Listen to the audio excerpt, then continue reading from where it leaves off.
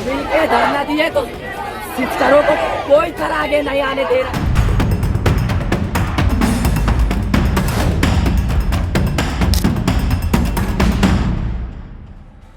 लगता है इस देश के युवाओं के साथ साथ भारतीय जनता पार्टी के नेताओं में भी जागरूकता फैल गई है, तभी तो इतनी बड़ी चोट, इतना बड़ा झटका उपचुनाव से पहले भारतीय जनता पार्टी को मिला है दोस्तों कि मत पूछिए। जी हाँ, भाजपा में इस्तीफा शुरू हो गया है। देश भर का आंदोलन देखते हुए, जनता की जागरूकता को देखते हुए अब भारतीय जनता पार्टी के नेता, पार्षद ये सब जागरूक हो रहे हैं और चुनाव से पहले उस जगह पर इस्तीफा होना दोस्तों ये बीजेपी के लिए सबसे बड़ा झटका है। विश्व की सबसे बड़ी पार्टी को पिछले 12 सालों में जितना बड़ा चोट नहीं लगा था वो 2026 में जुलाई के महीने में लग चुका है। पहला विकेट धर्मेंद्र प्रधान का गिरा और अब विकेट गिरना इनका दनादन शुरू हो गया है। दरअसल दोस्तों दतिया के अंदर उपचुनाव होने वाला है और उपचुनाव से पहले भाजपा के अंदर भयंकर तरीके की बगावत शुरू हो गई है। ये महिला भारतीय जनता पार्टी की नेता है दोस्तों, जहां पर मध्य प्रदेश में, जी हाँ, मध्य प्रदेश के दतिया में चुनाव से पहले इन्होंने सार्वजनिक मंच पर चढ़कर बीजेपी के मुंह पर इस्तीफा मारा है और इस्तीफा देकर कांग्रेस में शामिल हो गई है। और मैंने सर्च करने की बहुत कोशिश की कि भैया ये खबर कई गोदी चैनल्स के हेडलाइन पर होंगे, पोर्टल पर डाले गए होंगे, लेकिन ना बाबा ना। मोदी के साथ हुए धोखे को, मोदी के साथ हुए जो वो दूसरी पार्टियों में होता था कि भैया दूसरी पार्टी के नेता छोड़कर भाजपा में आ रहे हैं तो बिग ब्रेकिंग न्यूज़ बन जाती थी, लेकिन भाजपा में जो हो रहा है वो बिग ब्रेकिंग न्यूज़ नहीं, बल्कि उन खबरों को धड़ाधड़ छुपाओ, दनादन छुपाओ, किसी को कानों कान खबर तक नहीं लगनी चाहिए। तभी तो दोस्तों दतिया उपचुनाव से पहले कांग्रेस को बीजेपी की नेता ज्वाइन कर रही है। इनका नाम है, जी हाँ, ये भाजपा की नेता थी, इनका नाम है ज्योत्सना लखा। इन्होंने बीजेपी से इस्तीफा देकर कांग्रेस में शामिल होते हुए सार्वजनिक मंच पर ऐलान करते हुए कांग्रेस का पट्टा डाला है। आपको बता दूं दोस्तों, ये खबर सोशल मीडिया पर कई यूजर्स के जरिए शेयर किया गया है, पत्रकारों के जरिए, गोदी चैनल्स के जरिए शेयर नहीं किया गया। मैं गोदी पत्रकारों की बात कर रही हूँ, उन गोदी पत्रकारों के जरिए शेयर नहीं किया गया है जो बात बात पर एक, जी हाँ, एक कांग्रेस के कार्यकर्ता, विपक्ष नेता के कार्यकर्ता भी इस्तीफा दे दे तो बड़ी खबर बड़ी खबर बड़ी खबर करके आपको बताना शुरू कर देते थे। लेकिन यहाँ पर इतनी बड़ी खबर है जो वाकई एक्चुअल में बड़ी खबर है, वो बड़ी खबर जनता तक पहुँच ही नहीं पा रही है। तो मीडिया की जो विश्वसनीयता है वो आप सभी को पता है पिछले 12 सालों में क्या हुआ है और कितनी ज़्यादा ख़त्म हो चुकी है। और आज ये लोग कहते हैं मैं भी पत्रकार हूँ और पत्रकार जो गोदी चैनल्स के रिपोर्टर पिट रहे हैं उनके लिए ये वीडियो बना रही है। पहले सोचना चाहिए था। हालांकि मार पिटाई कोई अच्छी चीज़ नहीं है, लेकिन जनता के अंदर जब आक्रोश, गुस्सा बढ़ता है दोस्तों तो वो इसी तरीके से निकलता है। और उन पत्रकारों की भी गलती नहीं है जो मोटे मोटे तनख्वाह उठा रहे हैं और जो जहर बांट रहे हैं नफरत से, जो बड़े बड़े अंकर है, उनकी गलती है। और उनकी गलती का खामियाजा ये पत्रकार, जी हाँ, सड़कों पर भुगतते हैं। चैनल का नाम देखकर जनता का खून खौल जाता है और जनता विरोध करना शुरू कर देती है। आपको बता दूं दोस्तों कि दतिया उपचुनाव से ठीक पहले मध्य प्रदेश की राजनीति में बड़ा उलटफेर देखने को मिला है। भाजपा की नेता ज्योत्सना कांग्रेस का दामन थाम चुकी है और ख़ास बात यह है कि उनके माता पिता दोनों नगर निगम के उपाध्यक्ष रह चुके हैं और लंबे समय से भाजपा में वरिष्ठ कार्यकर्ता के पद पर भी रहे हैं। भारतीय जनता पार्टी में उनका बड़ा पद रहा है, कार्यकर्ता रहे हैं और काफ़ी जुझारू कार्यकर्ता रहे हैं। कांग्रेस में शामिल होने के बाद ज्योत्सना ने कहा कि राहुल गांधी जिस तरीके से सड़क से लेकर सदन तक किसानों, छात्रों और महंगाई मुद्दों पर लेकर लगातार लड़ाई लड़ रहे हैं, उनसे उनको प्रेरणा मिली और यही वजह है कि वो कांग्रेस में आई हैं। उन्होंने कहा कि इसी सोच के साथ उन्होंने कांग्रेस का दामन थामा है ताकि देश की सेवा अपनी भूमिका निभाकर कर सके और निष्ठा के साथ कर सके। जिस तरीके से कांग्रेस के नेताओं के ज़रिए और ख़ासकर राहुल गांधी के ज़रिए जो किया जा रहा है उससे वो काफ़ी प्रभावित हुई हैं। मोदी जी से प्रभावित होकर आज तक कभी सुना है दोस्तों कि किसी ने बीजेपी को ज्वाइन किया है?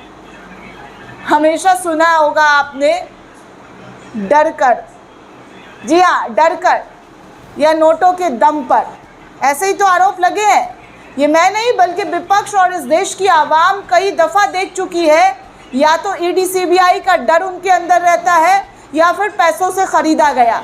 ऐसे ही भारतीय जनता पार्टी की राजनीति में चार चांद जो है उन लोगों के लगते हैं जो डरे हुए होते हैं, जिनको डर होता है कि ईडी सीबीआई के छापे में उनका भांडा फूट सकता है, उन पर कार्रवाई की जा सकती है और उन सब का भाजपा में इस्तकबाल होता है।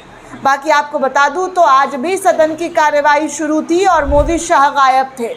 मोदी शाह सदन की कार्रवाई में गायब, और जब विपक्ष ने उनसे सवाल पूछा तो हमारे माननीय महोदय ओम बिरला जी, जी हाँ ओम बिरला जी, वो साफ तौर पर सदन की कार्रवाई को स्थगित करते हुए नजर आए हैं। कांग्रेस के महासचिव केसी वेणुगोपाला ने ओम बिरला जो लोकसभा के अध्यक्ष हैं उनसे इतना पूछा कि सर छात्रों को पीटा गया है, पैलेट गन का इस्तेमाल किया गया है, जब ऐसा हुआ तो सिर्फ गृह मंत्री ही सदन में क्यों आ रहे हैं, प्रधानमंत्री कहाँ है?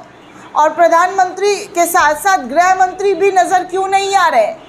जी हाँ दोस्तों, बार बार विपक्ष के ज़रिए यही सवाल उठाया जा रहा है कि गृह मंत्री सदन में क्यों नहीं आ रहे हैं, प्रधानमंत्री जी क्यों नहीं आ रहे हैं, और गृह मंत्री जब आ रहे हैं तो उनका जो कार्रवाई में हिस्सा है वो दिख नहीं रहा है। ये लगातार जो है पूछा जाता रहा। बाकी आपको बता दूं तो जेनजी के बाद जेन अल्फा जो है वो भी अब जागरूकता दिखा रहे हैं। ये उत्तर प्रदेश की सरकारी कॉलेज का मामला है दोस्तों, जहां बच्चों को सरकारी कॉलेज में पढ़ने में बहुत गर्मी और दिक्कतों का जो दिक्कत है वो आ रही थी, बहुत परेशानी आ रही थी। और जाहिर सी बात है दोस्तों, इतनी गर्मी, इतनी सड़ी गर्मी है तो बच्चों को अच्छी शिक्षा देने का और मिलने का अधिकार है। सिर्फ आपके घर में और आपकी कुर्सियों के सामने एसी, ठंडी ठंडी एसी जो है वो नहीं लगनी चाहिए, बल्कि इस देश के बच्चों को भी अधिकार है कि वो अच्छी शिक्षा ले, अच्छा स्वास्थ्य ले। इस सरकार का कर्तव्य बनता है, दायित्व बनता है। लेकिन इस सरकार में होता क्या है दोस्तों कि सरकारी काम में हमेशा डिले। तो इन्हीं परेशानियों के बाद जेन अल्फा जो है वो स्कूल के बाहर धरना देते हुए नज़र आए। और सबसे कमाल की बात है दोस्तों, मात्र 3-4 घंटे में उनकी बातों को मान भी लिया गया है और स्कूल में पंखा भी, जी हाँ पंखा भी लगाया जाएगा। आप सुनिए इन बच्चों का प्रदर्शन और ये लोग क्या और किस तरीके से अपनी बातों को रख रहे हैं। आज देश का हर एक नागरिक जो है वो जागरूक हो चला है।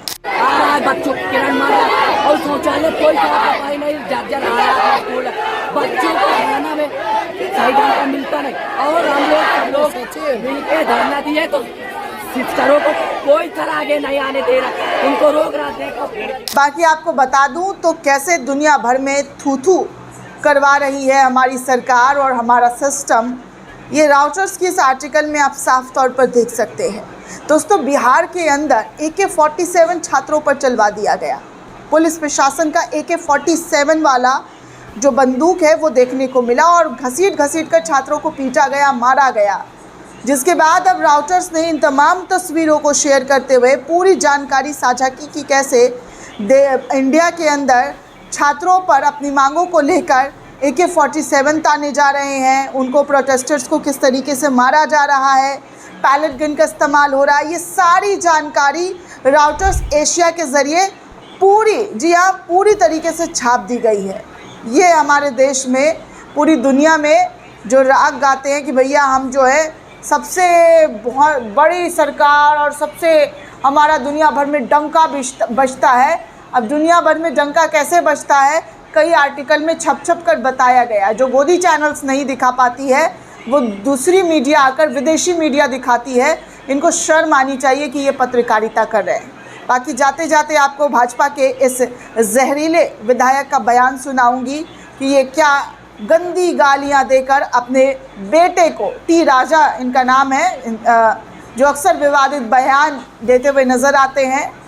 हमेशा आप इनका विवादित बयान सुन चुके होंगे। मुसलमानों को मारने काटने का ऐलान, भीड़ लगाकर, चीख चिल्लाकर। इनको लगता है कि भैया पता नहीं ये लोग जो आई हुई है ये कौन से लोग हैं और इनकी मानसिकता क्या रही होगी, मुझे नहीं पता। लेकिन ये अपने बेटे को लॉन्च कर रहा है और लॉन्च करते हुए कह रहा है कि ये जब मैं नहीं रहूँगा तो मेरा बड़ा बेटा है, मेरा बड़ा बेटा, और मेरी जगह पर ये संभालेगा मेरा कमान। ये गाली गलौज कर रहा है। सोचिए, जिन्हें बच्चों के नारे की भाषा अच्छी नहीं लग रही थी, जो प्रोटेस्टर्स थे उनके नारे अच्छे नहीं लग रहे थे, और बीजेपी के ये विधायक गाली गलौज करते हुए अपने बेटे को लॉन्च कर रहा है। उसकी भाषा बहुत अच्छी, बहुत शानदार, क्योंकि वो भाजपा से। सुनिए इनकी भाषा। हालांकि मैं बीप देने की बात लगाना चाहूँगी इस गाली पे कि किस तरीके की गाली और किस तरीके की भाषा का इस्तेमाल इस शख्स के ज़रिए किया जा रहा है। भाजपा में ऐसे ही लोग फल फूलते रहते हैं जिन पर कोई कार्रवाई नहीं होती। कार्रवाई होगी आपके बच्चों पर। आप हक मांगने निकलेंगे तो आपको मारा जाएगा, पीटा जाएगा। AK-47, पैलेट्स गन, ये सब कुछ इस्तेमाल किया जाएगा। यहाँ तक कि लाठियों में कील ठोक ठोक कर आपको मारे जाएंगे, कपड़े फाड़े जाएंगे। ऐसे प्रदर्शन आप देख चुके हैं। शांतिपूर्ण प्रदर्शन में ये सब कुछ हुआ है, लेकिन ऐसे लोगों पर कोई कार्रवाई नहीं होगी, कोई कार्रवाई नहीं, क्योंकि ये भाजपा के नेता हैं। दोस्तों, ये पूरी रिपोर्ट आपको कैसी लगी हमें कमेंट करके ज़रूर बताइएगा। साथ ही साथ चैनल को ज़्यादा से ज़्यादा लाइक, शेयर और सब्सक्राइब करना बिल्कुल भी ना भूलें। शुक्रिया दोस्तों।